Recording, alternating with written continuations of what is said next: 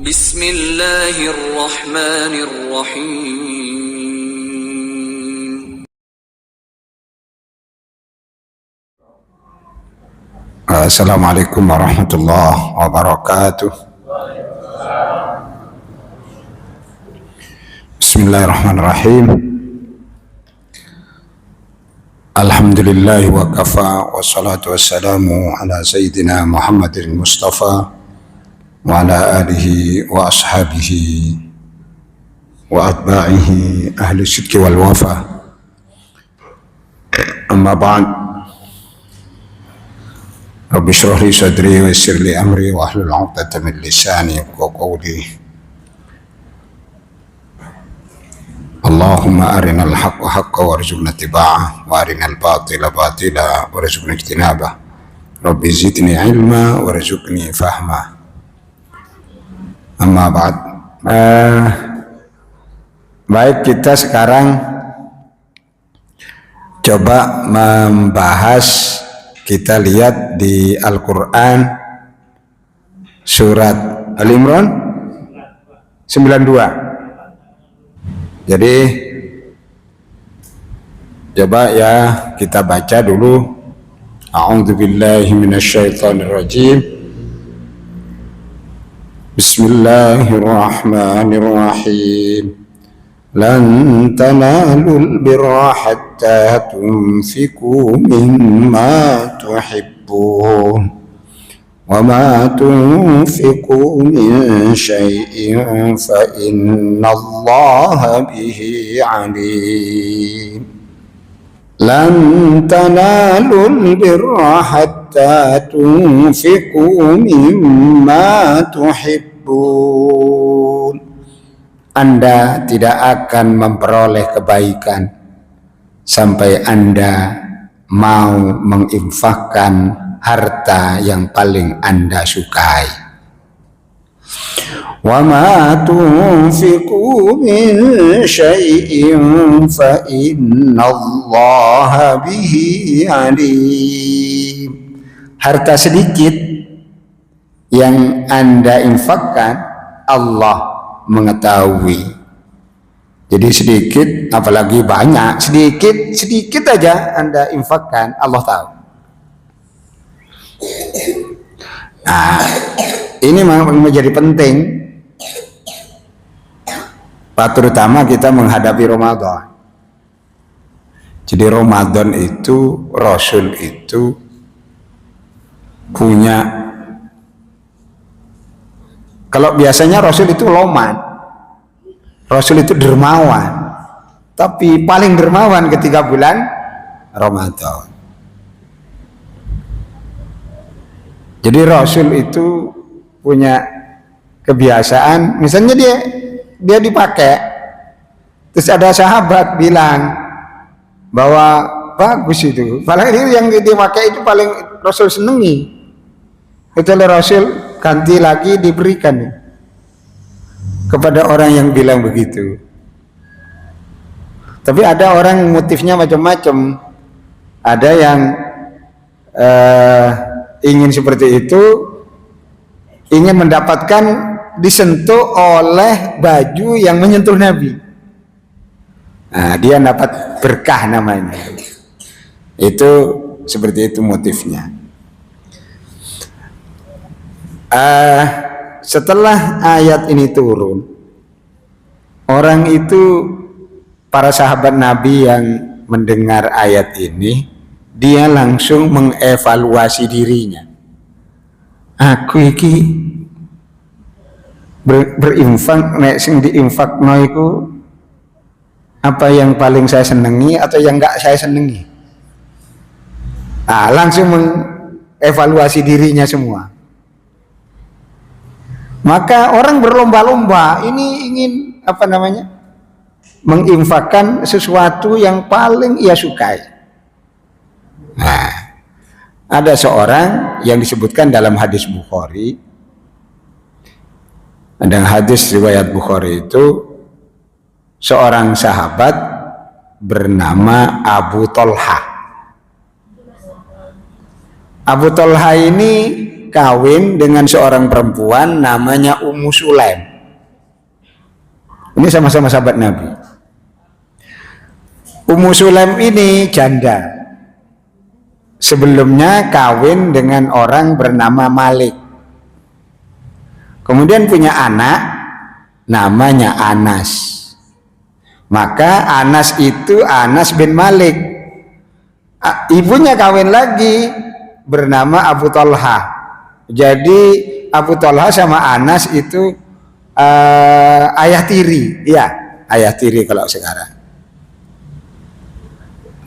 Ini sang ibu namanya Ummu Sulaim ini kan punya anak satu itu. Malik ini sahabat Nabi juga dan meninggal dalam pertempuran. Kemudian Ummu Sulaim ini ketika sampai di Madinah, dia mendatangi Nabi membawa Anas. Anas ini diserahkan kepada Nabi. Nabi, biar Anas ini membantu Nabi. Karena Ummu Sulaim ingin kawin mana? Jadi biar membantu Nabi. Ya kalau Nabi dia disuruh apalah nggak apa-apa. Ya, akhirnya diterima oleh Nabi karena tahu ayahnya itu Malik itu adalah meninggal dalam satu pertempuran, dan bahkan kalau nggak keliru dia dalam perjalanan hijrah ke Habasyah ya. Diterima oleh Nabi. Dan nanti Anas ini sangat terkenal. Terkenalnya gimana? Karena dia menjadi pembantu Nabi kan? Berarti dia banyak tahu tentang Nabi. Karena pengetahuannya yang banyak, maka dia banyak meriwayatkan hadis. Anas bin Malik, kan sering ya dengar Anas bin Malik radhiyallahu an. Anas bin Malik.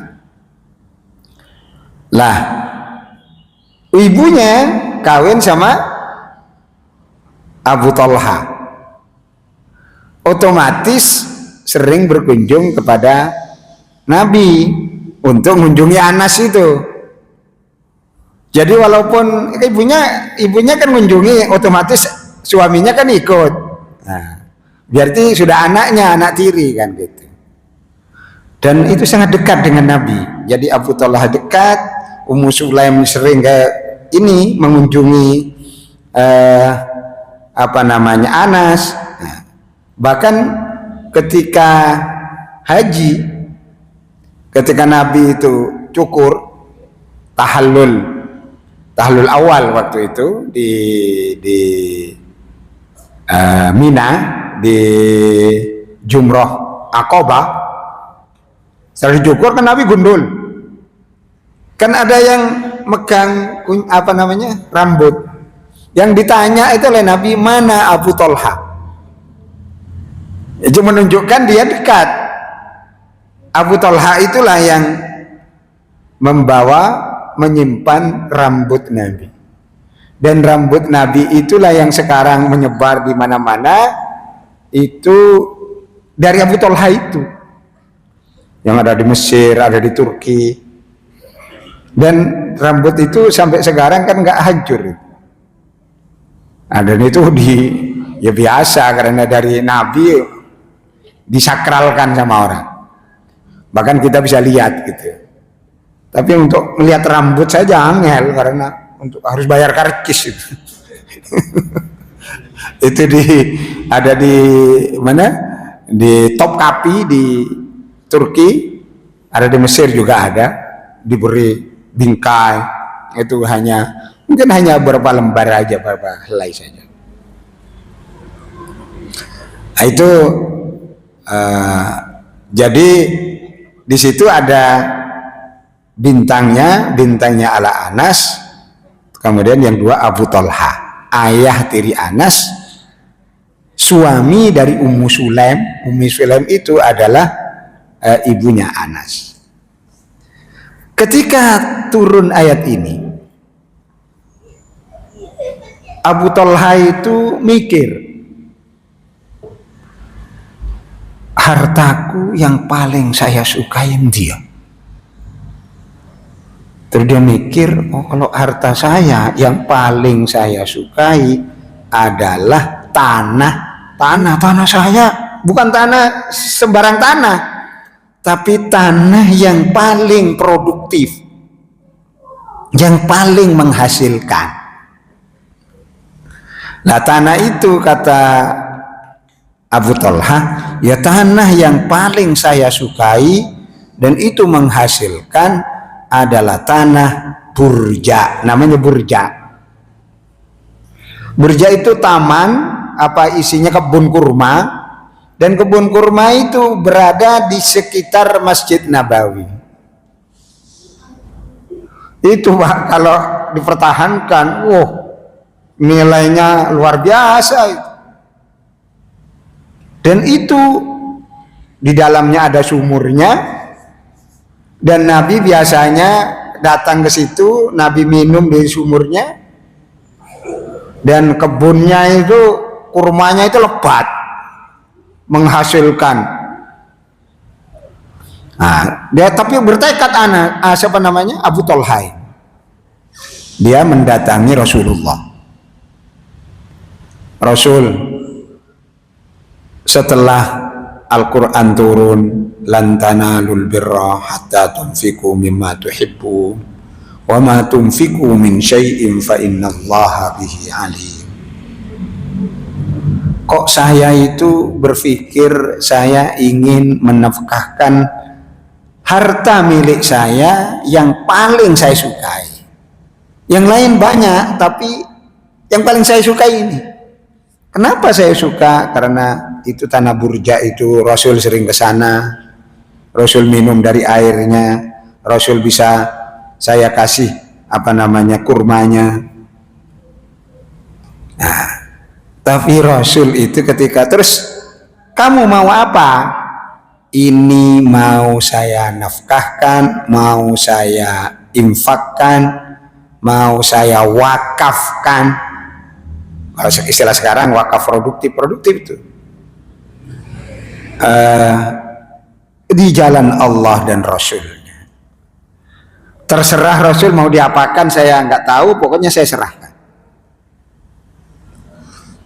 Tapi Rasul itu ngerti. Jadi Rasul itu jawaban pada seorang sama orang lain itu beda. Kan pernah kejadian begini, orang dikumpulkan semua, ditanya yang kaya ini, yang kaya diantaranya Abdurrahman bin Auf, Utsman bin Affan, itu kaya Pak.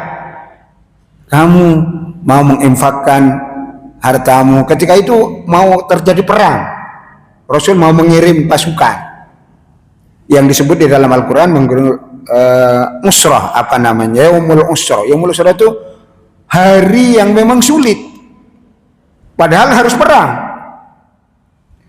Ya, nggak beda dengan Iran menghadapi Amerika sekarang. Sulit kan, ekonomi sulit. Rasul dikumpulkan.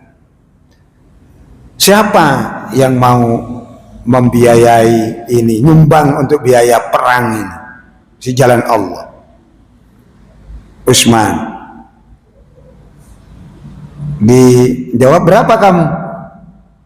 Ya saya separuh harta saya, separuh. Kemudian Abdurrahman bin Auf, sepertiga harta saya.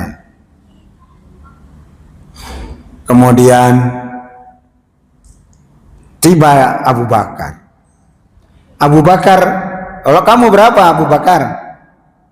Saya seluruh harta saya. Dan itu diterima semua. Terus Rasul tanya kepada Abu Bakar, lah kamu nanti keluargamu siapa?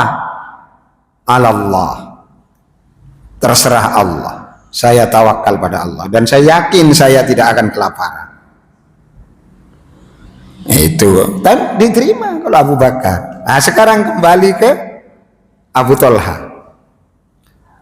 Jawaban Nabi, saya serahkan, karena saya ingin saya itu mendapatkan kebaikan. Saya ingin Rasul berbaik. Iya bagus, kamu bagus. Tapi begini, kamu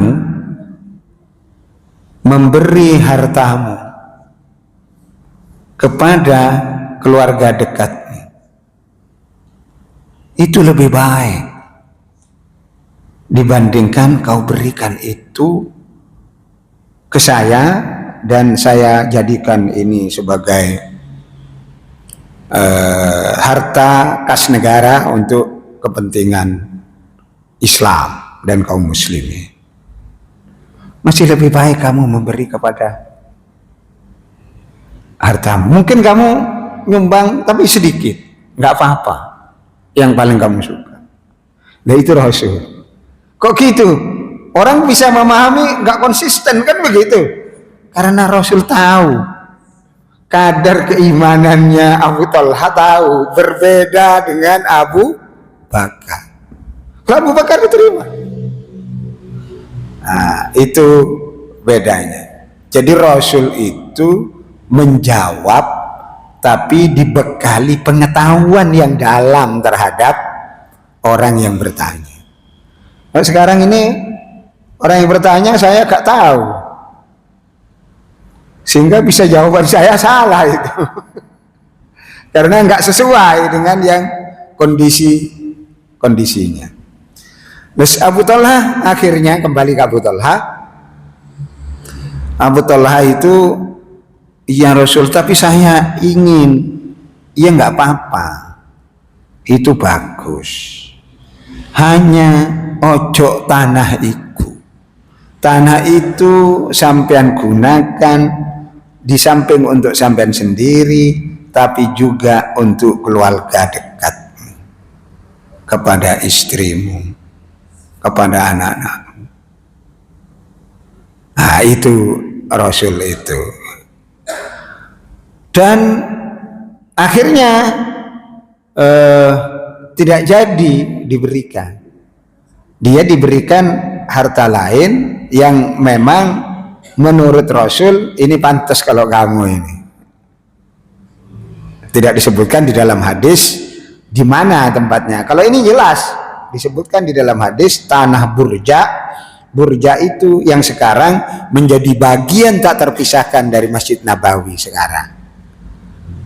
Nah, jadi dulu itu kan masjidnya kecil dulu kan, maka sebelahnya itu adalah kebun-kebun kurma dulu gitu. Apa yang ingin saya sampaikan dari sini, bahwa yang pertama dari Al-Quran itu dalam kondisi yang kita itu banyak harta, tetapi walaupun banyak harta kita punya banyak tanggungan, maka harus yang dipikirkan juga di samping bersedekah, tetapi juga memikirkan masa depan keluarganya. Jadi Islam itu tidak terus pongkong wafeh, Nabi nggak seperti itu. Nah, tapi kalau orang yang memang yang kedua, kalau memang orang itu kadar keimannya sangat tinggi, itu bisa diterima orang yang seperti itu. Kayaknya kita nggak masuk ke kelas itu kayaknya. Masuk ke kelas itu apa enggak ya? Ya mungkin itu yang perlu diperhatikan. Terus ada lagi kaitannya dengan ayat tadi. Ada seorang sahabat namanya, kalau nggak keliru itu Sa'ad bin Abi Waqqas. Sa'ad bin Abi Waqqas ini haji bersama Nabi. Sesampainya di Mekah, dia itu sakit. Sa'ad bin Abi Waqqas ini hanya punya anak perempuan, tidak punya anak laki-laki. Itu dalam hukum waris Islam, kalau perempuan anaknya itu hanya dapat separuh. Sisanya itu dibagi-bagi. Bisa pamannya, bisa macam-macam lah. Karena tidak punya anak laki-laki. Itu kalau dalam Islam kan disebut asobah. Dan Sa'ad bin Waqqas ini sakit. Kemudian Rasulullah menjenguk. Menjenguk beliau. Ketika menjenguk itu terinspirasi Sa'ad bin Waqqas dengan lan tanalul birra hatta tunfiqu mimma tuhibbu. Rasul, ini kau tahu saya ini dalam keadaan sakit dan kayaknya dia perasaan dia, Rasul kan tahu sakit saya ini kemungkinan saya tidak lama lagi. Dia begitu. Oleh karena itu saya sedekahkan, saya infakkan seluruh harta kekayaan saya untuk kepentingan Islam dan kaum muslimin.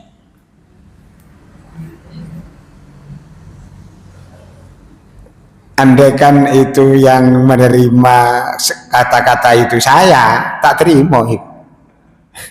Tapi kalau Rasul enggak. Lah ini hebatnya Rasul itu enggak. Apa jawaban Rasul? Jangan seperti itu. Dan kamu jangan putus asa karena kamu bisa kemungkinan masih punya anak. Jadi Rasul tidak menyatakan Abu Bakar masih akan hidup. Padahal dia mengatakan sakit saya ini kayaknya sudah tidak lama lagi. Enggak, kamu juga enggak. Dan kamu kalau mau menginfakkan seluruh hartamu, jangan. Gak boleh sama Rasul.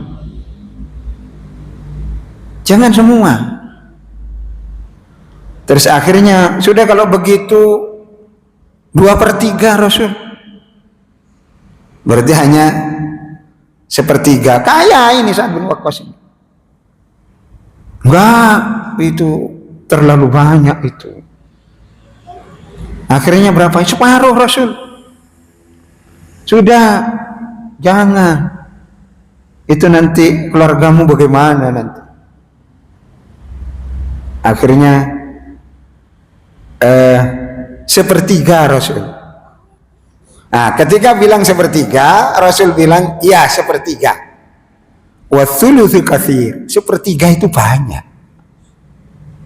Nah, 1/3 itu udah banyak.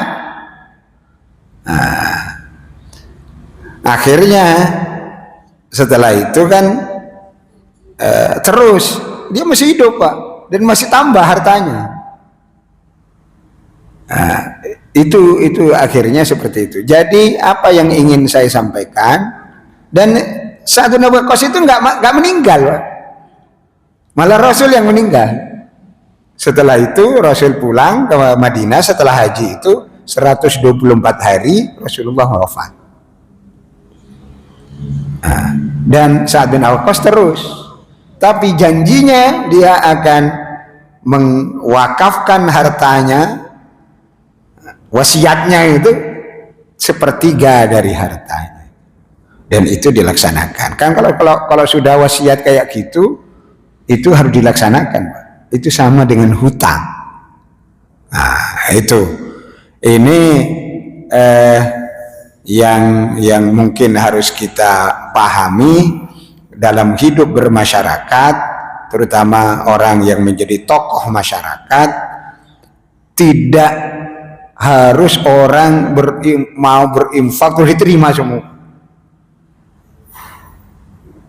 Harus meniru Rasulullah. Orang itu punya kebutuhan, walaupun idealnya seperti itu. Nah, tetapi kalau memang orang ini betul dia itu apa namanya hebat, tapi kayaknya nggak ada sehebat Abu Bakar saya. Kau no kayaknya. Karena sahabat Nabi saja itu tidak semua, hanya Abu Bakar yang boleh semua, yang lain tidak boleh sama Nabi. Kata Nabi di akhir hadis itu, kamu meninggalkan anak-anakmu dan keluargamu dalam keadaan kaya, itu jauh lebih baik. Kaya karena dapat warisan, itu jauh lebih baik dibandingkan kamu meninggalkan anak-anakmu itu miskin kemudian menjadi beban masyarakat. Itu Rasulullah. Jadi makanya saya kalau membaca Rasul itu, saya itu tidak ada tokoh sehebat Rasul siapapun di dunia ini. Ini manusiawi aja, kan manusia saja ya. Jadi kita walaupun sama Rasul, bukan Rasul itu bukan Tuhan, tapi manusiawi, tidak ada yang seperti itu. Jadi kalau saya mikir gitu, andai kan saya begitu tak terima, lumayan nih. Tetapi Rasul enggak. Dan rupanya kita di kehidupan yang sekarang, kehidupan ini tidak ada yang seperti itu. Oleh karena itu, satu, idealisme yang harus kita pahami. Idealisme seperti yang disebut di dalam Al-Quran itu adalah hal yang baik. Itu satu. Dan bisa kita lakukan seperti itu. Tetapi bagi orang yang jadi tokoh masyarakat, yang diserai untuk menerima harta, apalagi besar, itu harus berpikir masa depan dia dan keluarganya. Karena dia juga tidak hidup sendirian, dia ada keluarganya yang menjadi tanggung jawabnya. Nah, diterimalah sebagian, tapi yang lain untuk kehidupan dia dan keluarganya. Sehingga dengan cara berpikir seperti itu, dunia Islam itu bisa sampai seperti sekarang karena pemimpinnya memang meniru Rasulullah Sallallahu Alaihi Wasallam. Andaikan tidak bisa meniru Rasulullah, mungkin hanya berapa persen, atau mungkin nggak seperti sekarang umat Islam seluruh dunia. Kita lihat satu contoh, Universitas Al-Azhar misalnya, itu penguasa menyerahkan tanah sebagai wakaf kepada ulama, dan setelah menyerahkan itu dia diserahkan otoritasnya kepada ulama. Otomatis bukan semuanya, sebagian saja dari hartanya. Dan itulah yang dikembangkan mulai 1000 tahun yang lalu, tahun 300 sekian ya, sekarang 1400, jadi 1100 tahun yang lalu sampai sekarang Al-Azhar itu berkembang dan menghasilkan ulama-ulama yang sangat banyak yang tersebar ke seluruh dunia. Itu karena infaknya seseorang. Ada yang di Maroko itu namanya Universitas Qurawiyin, ada yang di Tunisia Universitas Zaitunah namanya. Yang dua ini, yang satunya nih Fatimah Fikri, yang memiliki tanah itu yang wakaf itu namanya perempuan Fatimah Fikri. Yang sana itu namanya Zaituna. Itu luar biasa. Dan itu semua bukan seluruh hartanya, itu saya katakan. Tapi sebagian dari hartanya, tapi harta yang cukup apa namanya, cukup berkembang, kemudian dikelola dengan baik, akhirnya menjadi suatu lembaga yang menghasilkan ulama-ulama, menghasilkan para pendakwa-pendakwa, sehingga umat Islam ini berkembang sampai ke sini. Di Indonesia kalau sekarang ada Gontor ya, Gontor itu pengalaman. Sebelumnya ada pesantrennya namanya Tegal Sari, kemudian mati. Muncul lagi Gontor lama, hanya 3 generasi mati. Sekarang yang Gontor modern istilahnya, tahun 1926, terus dibuat badan wakaf. Dan itu berkembang bagus. Itu seperti itu contohnya, bahwa suatu lembaga itu bisa berkembang karena ketulusan, kemauan, walaupun itu tidak seluruh hartanya. Terutama orang-orang yang kaya. Kalau yang miskin seluruh hartanya ya kan sedikit. Tapi ini miliarder hanya 30%. Banyak juga. Nah, seperti itu. Itulah motivasi dari firman Allah di dalam Al-Quran, lan tanalul birra hatta tunfiqu mimma tuhibbun wa ma tunfiqu min syai'in fa innallaha bihi alim. Kalau tidak ikut yang pertama, kan penggalan dua statement itu. Kamu tidak akan mendapatkan kebaikan sampai kamu bisa menginfakkan harta yang paling kamu sukai. Itu pertama. Kalau nggak bisa ini, yang kedua, wa ma tunfiqu min syai'in fa innallaha bi alim. Piroe sing kang infakkan Allah tahu. Artinya kamu akan dapat pahala. Kayaknya kalau kita itu ada di yang kedua itu. Bukan yang pertama kayaknya ya. Ya kalau Jumatan keluar sing metu sing 5.000-an nih. Atau 10.000. Paling tinggi itu sing 50.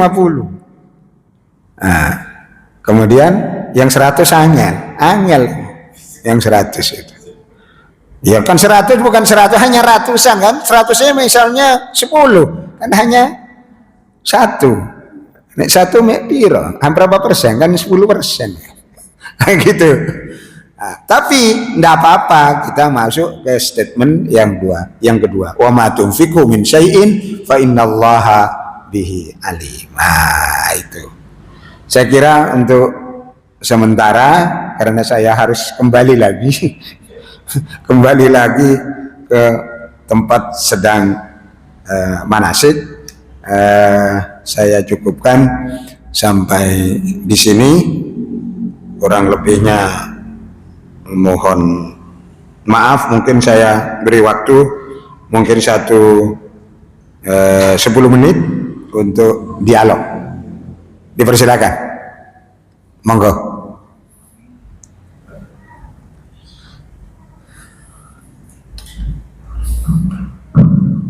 Assalamualaikum. Oke.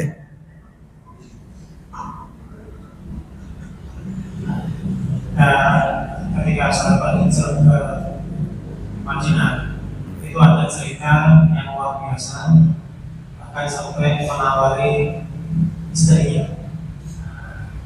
Dalam kerangka seperti itu, ini boleh kan? Apa termasuk infak? Istrinya diceraikan diberikan kepada sahabat yang lain. Kalau mau Abdurrahman bin Auf mau diberikan kepada Abdurrahman bin Auf. Lalu infak sebenarnya kalau bagi sebagian orang yang paling berharga adalah bukan harta. Bukan harta.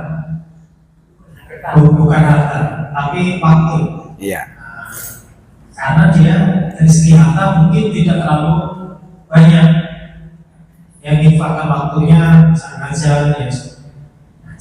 dan lain sebagainya. Apakah itu juga termasuk infak? Terima kasih. Baik, di dalam sejarah Islam memang statementnya seperti itu.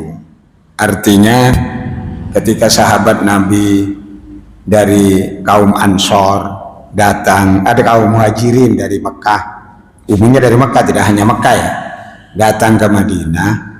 Di antaranya rumahnya ini sudah kita berdua, semuanya digitukan oleh orang Madinah. Terus termasuk istrinya. Itu hanya idealnya ya. Dalam realita sahabat itu tidak ada yang mau begitu. Jadi jangan kita menganggap terus istrinya dicerai terus diberikan itu terjadi betul, itu tidak. Hanya ini menunjukkan bahwa betapa orang Ansor, orang Madinah itu begitu antusias, begitu mencintai kaum muhajirin. Dalam konteks praktek tidak. Jadi itu yang harus kita perhatikan. Itu yang pertama. Hanya termasuk Abdurrahman bin Auf itu. Abdurrahman bin Auf orang Mekah. Dia datang ke Madinah. Terus juga mau diberi. Apa pertanyaan Abdurrahman bin Auf?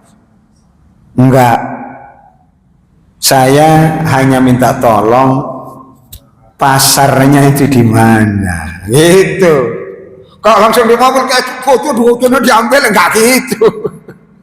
Itu hanya untuk menunjukkan kepada publik bahwa betapa orang-orang Ansor itu begitu senang karena banyak sahabat muhajirin yang datang dan dia rela, istilahnya ta'akho itu Rasulullah mempersaudarakan.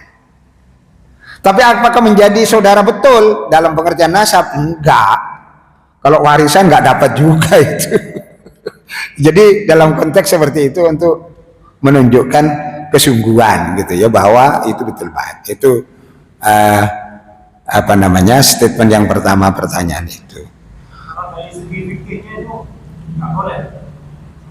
Ya tidak dibahas tidak pokoknya kalau yang mendapat warisan itu hanya yang yang ada hubungan nasab atau hubungan sebab. Itu dalam fikih disebutkan seperti itu. Baik, yang kedua, infak itu macam-macam.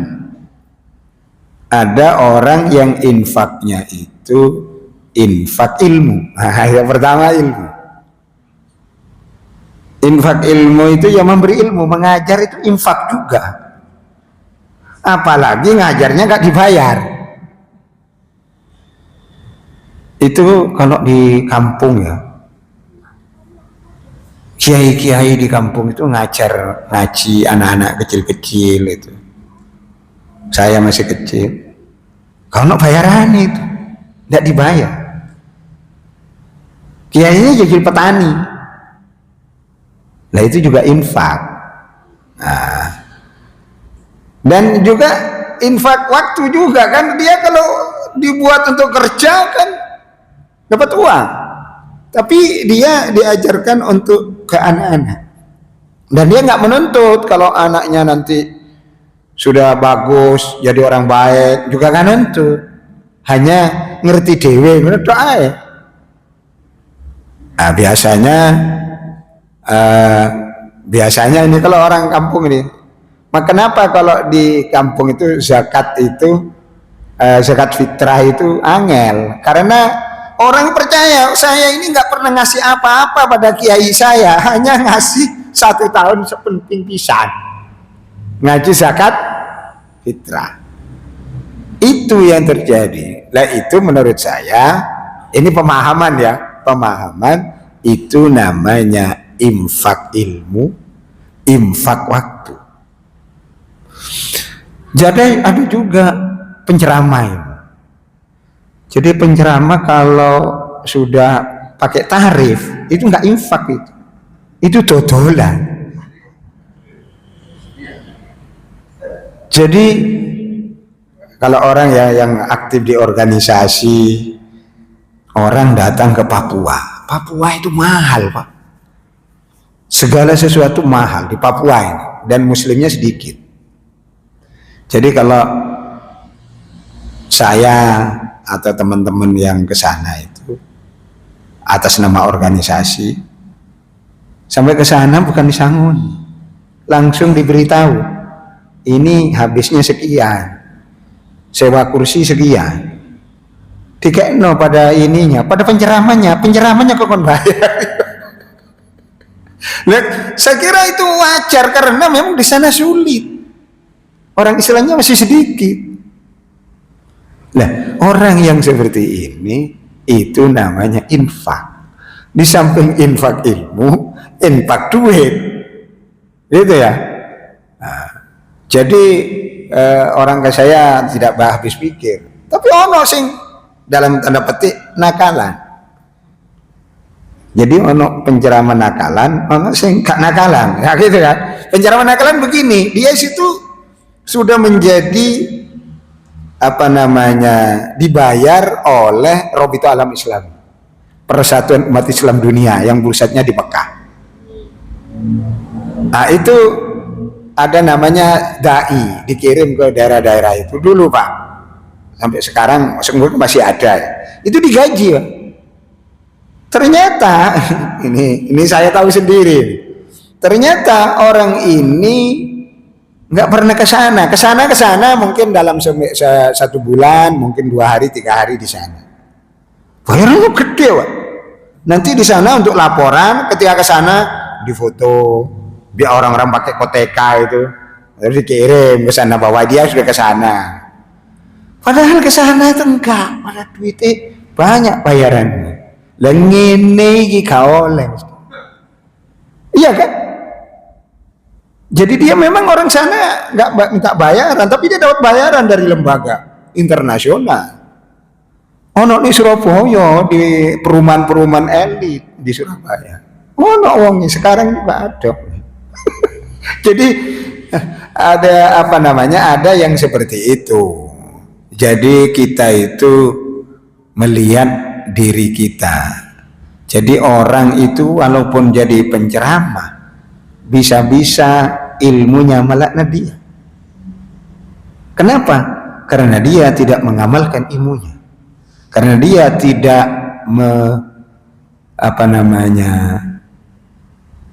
menjadikan ilmu itu sebagai penghasilan dan kalau infake. Jadi bahasa saya begini. Jadi orang itu dalam kehidupan, kalau di Surabaya misalnya, itu orang jadi penceramah di Surabaya itu, kalau yang sudah terkenal itu bisa menghasilkan. Tetapi kalau dia tidak ada kontribusinya sama sekali, maunya itu diundang dan tidak mau mengundang, berarti dia tidak ada infak. Kalau diundang harus ono sayunnya. Nah, kalau dia ngundang kan harus mengeluarkan sayun. Dulu kehidupannya tidak. Bahkan diundang tetangga yang karena tidak diundang ceramah nggak datang dia. Saya nggak diundang ceramah. Jadi bakatnya jadi penceramah. Ojo ngono, gitu loh maksud saya kehidupan ini. Jadi saya sampaikan bahwa infak itu memang realnya harta. Harta itu yang paling bagus, yang sekira dia telah meninggal, dia itu hartanya itu masih jalan. Maka infak itu disebut dengan wakaf nanti kalau memang dia berupa tanah segala macam. Yang kedua, infak itu bisa berupa ilmu dan waktu. Dan ilmu itu bisa berjalan terus. Kalau dia mengajar, katakan sekarang saya mengajar, sekarang nanti jenengan terpengaruh dari apa yang saya sampaikan. Kemudian jenengan juga ngajar ke orang lain, terpengaruh terus. Lah ini terus nyambung. Mungkin tidak ditulis. Ada yang tulis. Buku yang saya tulis misalnya nanti dibaca oleh orang lain juga terus setelah meninggal terus bukunya yang dibaca terus. Itu namanya infak ilmun yuntafa'u fihi. Tidak harus ilmu agama, punya arsitektur kemudian ini ditiru oleh orang berikutnya model masjid seperti ini, model macam-macam ya, kemudian digunakan yang bermanfaat, itu akan menjadi infak ilmu dan akan bermanfaat, termasuk kalau orangnya sudah meninggal dunia. Jadi termasuk itu yang tadi itu. Jadi mudah-mudahan kita ini bisa mengembangkan ilmu, dan ilmu yang jenengan dapat mungkin jenengan ngaji Al-Quran dari gurunya, kemudian jenengan ngajari ke putranya, terus ini nanti akan mengalir sampai kita. Nah, makanya kita nggak oleh medit. Kalau oleh medit itu maksudnya tidak harus harta. Jenengan punya putra, punya putri, luangkan waktu untuk mengajari putranya jenengan ngaji. Ya kalau nggak begitu, daripada ndak kan, ya manggil ustadz, ajari. Karena saking sibuknya sekarang itu begitu. Oh no, ustadz ini pinter, tapi anaknya gak iso ngaji. Kenapa? Sibuk, ceramah sana, ceramah sini, sehingga anaknya gak iso ngaji, terus gak di sekolah. Nah ya kan ruwet kalau begini. Nah ini dia nanti hanya gitu aja. Kita tidak bisa menggantikan kelanjutan dari suatu kebiasaan yang baik. Mudah-mudahan kita Assalamualaikum warahmatullahi wabarakatuh. Salam. Bolehkah seorang mertua itu membayar zakat malnya kepada menantunya? Ya, boleh saja. Kan yang penting menantunya itu memenuhi syarat sebagai penerima zakat. Umpamanya menantunya kekurangan. Ya, itu namanya memenuhi syarat. Jadi kalau di dalam hadis itu disebutkan wabda biman ta'ul, termasuk pada keluarga ya, kepada anak hanya harus dipisahkan. Yang namanya anak sama orang tua, anaknya itu sudah menjadi tanggung jawab dirinya, kan gitu. Tapi ini tanggung jawab dirinya ini tetap gak punya saja, misalnya bisa saja, boleh, walaupun ada perbedaan pandangan ya di kalangan ini. Kalau saya, sepanjang siapa saja hubungan kita, apalagi yang mertua sama menantu, kalau memenuhi syarat, artinya memang dia masuk kategori miskin, tapi jangan dimiskin-miskin loh. Jangan pura-pura miskin gitu loh. Memang miskin betul, boleh saja. Nah, jadi infak itu yang diukur itu adalah fuqara masakin. Kondisinya bukan hubungan keluarganya, bukan.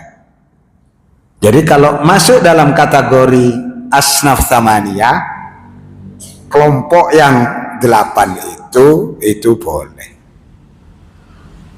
Tapi kalau orang kaya kok punya menantu gak duwe, iki kayak nemen nih.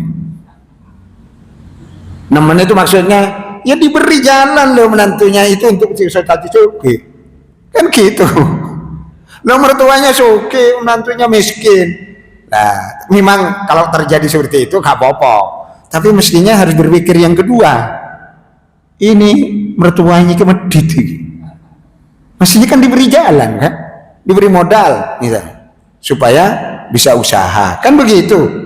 Wong itu anaknya kan sama dengan memberi anaknya kan, nanti kan diinfakkan kepada untuk nafkah anaknya, yang gitu.